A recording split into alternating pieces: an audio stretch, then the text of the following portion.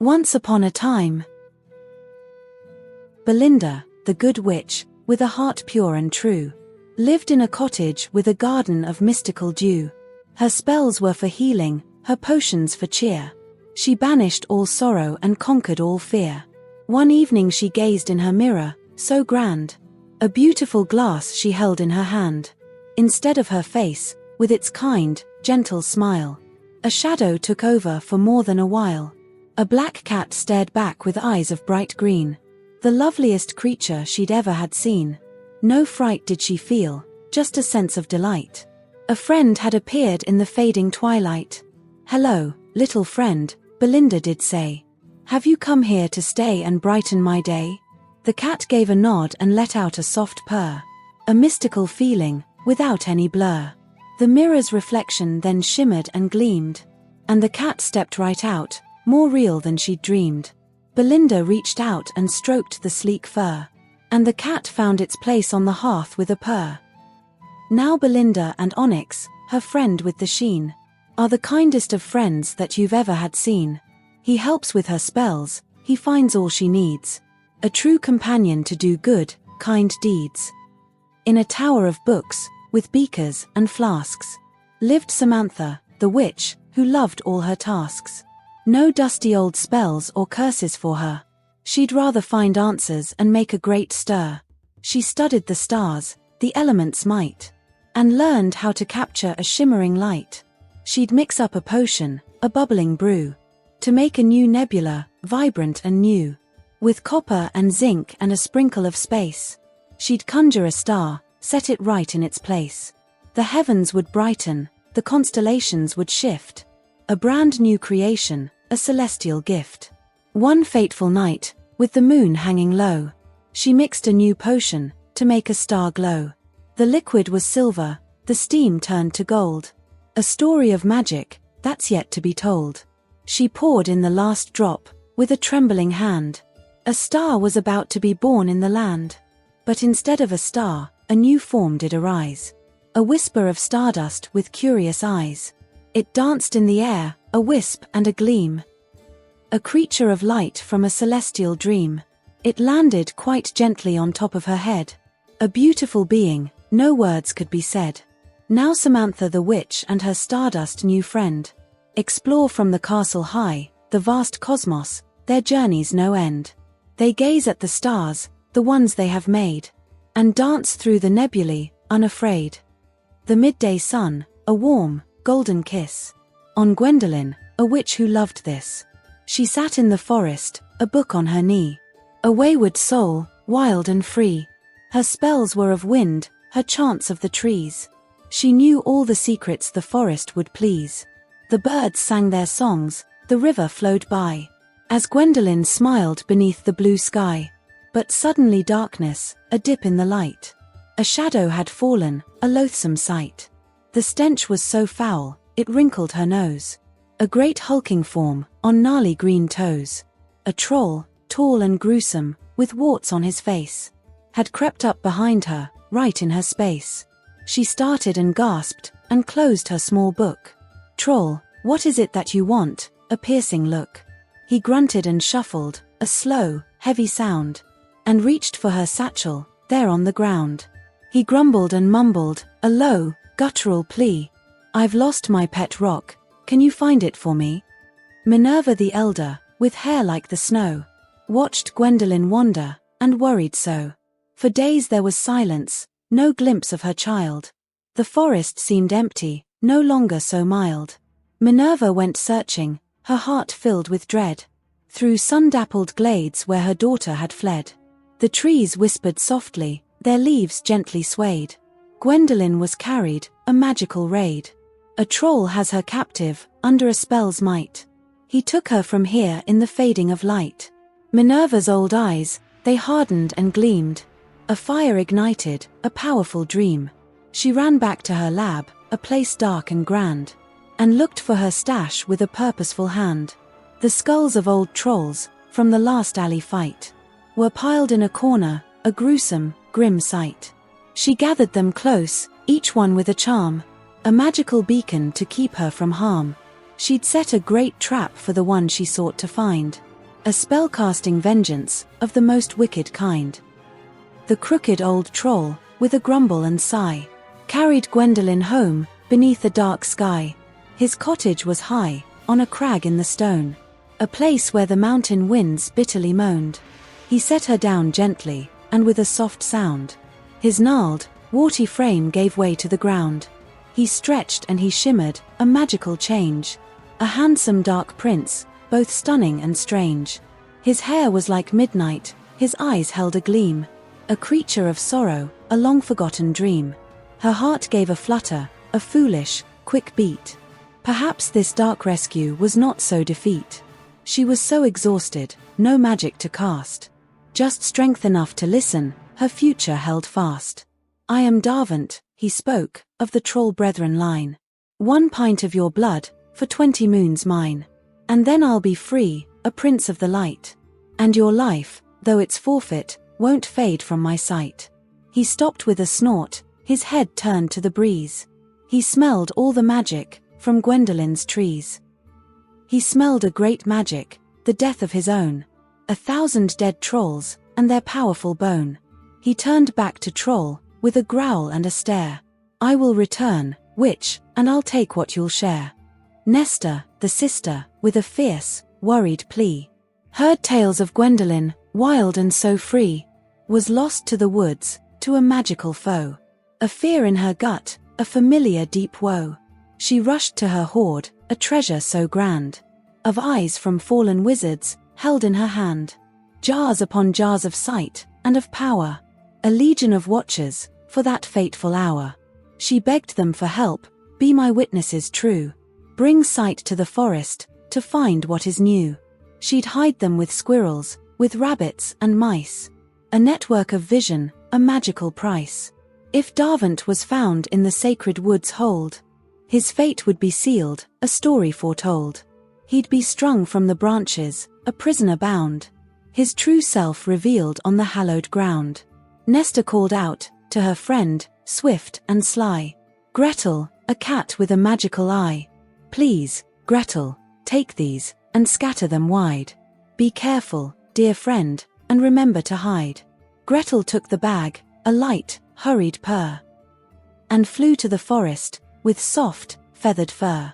She saw Davant searching, a beast on the prowl. He looked for the skulls, with a furious howl. She was quiet, so careful, a shadow unseen. A magical guardian, a true feline queen. She placed every eye, with a watchful, quick grace. A web of pure magic, all over the place. She flew through the air, a shadow of night. But Gretel was late, a terrible sight. The troll had a helper, a hunched, ghastly thing, who gathered the skulls with a rustle and fling. He worked with a purpose, a terrible spell, to flesh them and raise them from their earthen hell. If they were to rise, a great army of dread, the kingdom of witches would soon be all dead. The sacred woods ruined, the magic all gone. A kingdom in ruin from dusk until dawn. But Gretel, so clever, with bright, knowing eyes, saw a line of skulls, a terrible prize. They led to Minerva's cottage, so grand. A trap had been set by a furious hand. She left with a whoosh, to find Nesta fast. The warning she carried, a message to last. Minerva, meanwhile, in her lab, sat quite still. A gazing ball perched on her oaken staff's will. She saw the troll coming, a beast full of greed, to finish his work, to plant his dark seed. He'd be lured inside, by a powerful charm, a magical welcome to keep him from harm. He'd fall through the floorboards, a terrible plight, and sink to the roots of the great tree of light, to be swallowed whole, by the earth and the wood. His purpose undone, misunderstood. His evil intentions would crumble and cease, and Gwendolen's rescue would bring her sweet peace. Minerva waited, the silence a shroud. The troll helper gone, the forest yew-en loud. Then came a great thud, a gasp and a cry. Gwendolen landed, flung from on high. Her gown, once so pristine, was now stained with red. A terrible sight, a vision of dread. She lay on the ground, a pale, whispered thing, her life hanging on by a delicate string. A growl from the darkness, a voice filled with spite. You may have one, witch, but don't rest at night. I will return to reclaim what is mine. The sound of a promise, a terrible sign. Then branches did snap, a furious sound, as Davant fled swiftly, away from the ground. His rage filled the air, then was carried away, to return with a vengeance, on a different day. Meanwhile, at the castle, the towers so grand, Belinda and Samantha sat hand in hand. They worked on new spells, and potions so deep, to banish all evil, while the trolls were asleep. They brewed up a charm, with a wish and a prayer, to heal the dark trolls, to make them aware of a world without hatred, a life without strife, a new kind of magic, a true way of life. They sat there together, the two witches so wise, and talked of the future, with light in their eyes. They knew their hard work would bring peace to the land, a brave new tomorrow, with a magical hand. Belinda and Samantha, with hurried, soft pleas, found Gwendolen fading beneath the tall trees. They knelt by Minerva, with tears in her eyes. Please, let us help, came their desperate cries. We have a new magic, a spell that's brand new, a way to heal wounds and to make her whole, too. Minerva agreed, with a somber, slow nod. Then I have my part, a journey from God. I must go to the cave of 24's grace, to gather a flask, from that mystical place. The crystal clear wine will restore her lost life, and save her from darkness, from sorrow and strife. She kissed her dear daughter, with hope in her gaze, and thanked the two witches for their life-saving ways. She mounted her broomstick, a flash in the air, a bolt of pure lightning, beyond all compare. Belinda and Samantha, with spells soft and low, took Gwendolen home, where her own magic glowed. The castle stood waiting, with warmth and with light, a safe place to mend in the fading twilight. The wind howled a song, a sorrowful tune, as rain started falling beneath the dark moon. Minerva flew faster, a prayer in her heart, that she'd make it in time, to play her last part. She spotted the entrance, a glimmering hole, the cave of the waterfalls, a test for her soul. The mist rose around her, a watery veil, and she landed just inside, her magic to prevail. The torrent of rain hid a sound in the night, as Minerva flew on, with all of her might. The troll stalked behind her, with vengeance his guide, a hunter of witches, with nothing to hide. The creek in the cave was a desolate sight. Its waters had vanished, from day into night. She ventured in deeper, a glimmering gleam, the cave of the waterfalls, a fantastical dream. She found the clear water, a generous stream, and filled her flask slowly, a beautiful gleam. A shadow behind her, a quick, silent grace. A dark prince stood near her, in that lonely place. He shimmered and shifted, a young man so bold. His story of sadness was yet to be told. His eyes held a sorrow, a desolate plea. You'll take her place, witch, he spoke, come with me. Minerva agreed, with a sigh, soft and low. She saw Gretel watching, a silent, soft glow. Please, let me go now, to help my dear girl. Just one final act, in this desolate world. Just cast this last flask, to the heavens above, to send Gwendolen healing, and all of my love. He nodded, and from his dark pocket he drew a bag full of eyeballs, of all shapes and hue. These wizards' eyes see all, there's nowhere to hide. If you don't return, they will be my guide. Your past will come back, all the tortures you've made, and you will regret all the choices you've laid. She started to cry, and with a soft nod, she got on her Gretel, a gift from her God. They flew up so high, to the stars in the night, and the flask shattered, a cascade of light. The clouds filled with particles, silver and gold. A beautiful story, a legend untold. Then Gretel flew off, a promise to keep. Minerva and Davant, they vanished so deep. Nestor kept watch, the eyes of the past saw Minerva and Davant, forever to last. She watched, over months, and her heart sank with dread. The dark prince was kind, and her mother not dead. Just a bit of blood here and there was about all she could bear. though to their surprise of growing younger was proven at night. He taught her new magic, of nature and might. And Minerva, so happy, with eyes full of light. They'd healed all his kind, and their darkness had fled. And Nestor was shocked by the story she read. Nestor looked on, her heart full of dread, at the visions of peace where revenge should have led. Her mother, so happy, with the prince, strong and kind, a secret uncovered, for all of mankind. The wizarding eyes, in their jars, safe and sound, held treasured and hidden, all over the ground. Except for one jar, on her desk, plain to see. Its contents now active, for all eyes but she. They spun and they shimmered, a furious gaze. As Nestor held it close, in a curious daze. The rain beat the window, a steady, harsh sound. And the waves of the ocean, crashed high on the ground. And there, in the water, a truth was made known. A rift between species, on a magical throne. She saw a young witch, with a heart black as night, who cursed the young trolls, with a vicious, dark plight. She stole all their magic, their power and might, and left them with nothing, but fear and pure fright.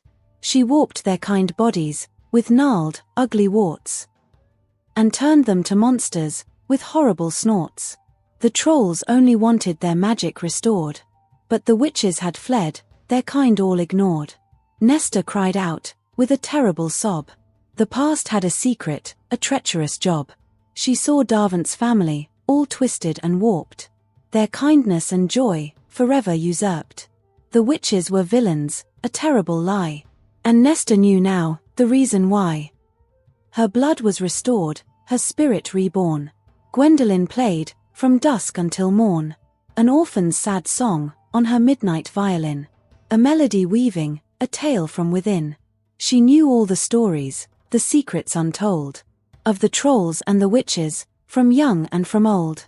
She knew of the curse, the wickedness deep, that had put all the witches, to a slumbering sleep. She heard of her mother, now living in peace. And Davant, the prince, their fighting did cease. She knew of the truth, the pain and the plight. Of all the poor creatures, in darkness and light. She called to her sister, to Nestor and all. Belinda and Samantha, and made a new call. There are two sides of stories, and we must find out the truth that will end all the fears and the doubt. We must find the witch who cursed all the trolls, and mend all the wounds in our hearts and our souls. The three witches listened, with sorrowful hearts, and knew their new mission, a new path to start. The days drifted past, and life, it returned. To a rhythm of peace the kingdom had learned. A discovery of restorative rain left them all without pain. But a new, chilling guest kept a watch on the ground. A shadow, a whisper, without any sound. Onyx, the cat, with eyes once of green, would change with her mood. A symptomatic trait of her vanishing brood. What once of another had changed into gold. A color of warning of a presence untold. Perched on the table, to Nestor's great ire. She gave Nestor shivers, a sense of deep dread. But the cat was a friend, so nothing was said. Onyx's gaze was so cold, a furious glare. At the witches who walked, without any care. They knew not the reason, the source of her spite. Just a glimmer of magic, a flicker of light. Then a scent on the wind, a memory's call. Eucalyptus and wood, a balm over all. From behind came a figure, a woman so grand. A witch from a place no one could understand. Corsica, her owner, with a sly, knowing grin, snatched Onyx right up, and pulled her right in. The day turned to night and dark clouds rolled in. A pleasing sight to her old, wicked grin. They nestled together on a bed of green grass. A secret between them, a moment to last. Onyx looked annoyed, a captive, well kept. As Corsica whispered, while all the kingdom slept. So tell me, dear Onyx, what have you been at? I've heard of the strife, my sweet little cat. She gathered her courage, a shimmer of light. The one spell she knew, with all of her might. She vanished from view, a flicker of air, leaving Corsica sitting, alone and aware. In the hollow of a tree, she watched with a sneer. As Corsica's panic turned into pure fear. The trees, they did whisper, a rustle of leaves, protecting their friend from the witch who deceives. "You'll regret this, my sweet little cat," came a shout. "I'll be back, you can bet, without any doubt." The echoes rang out, from the mountains so high. Then Corsica vanished, into the sky. The trees gave a warning, a soft, worried plea. "Stay hidden, dear Onyx, stay quiet and be. She's playing your game, of shadows and stealth. She'll trap you with magic, and take all your health." The cat fell asleep, in the warm, hollow space. And woke up alone, in a different place. She ran to the castle, her heart filled with dread. A moat of pure fire, a wall of pure red. Nestor was waving, a desperate, sad gaze. But Onyx was trapped, in a magical maze. Then a bag from above, a burlap of gloom, snared the poor feline, and sealed her in doom. A screech from the sky, a terrible sound, as Corsica vanished, from the hallowed ground. "I'll be back," she screamed, "in 20 moons' time, to finish my work, and complete my sad rhyme." The ring of fire crept, to the sacred green wood. But Minerva and Davant, they knew what they could. They conjured the rain, with a powerful call, to quench the bright flames, and save them all. The trolls stood beside them, a sight to behold. A brave new alliance, so righteous and bold.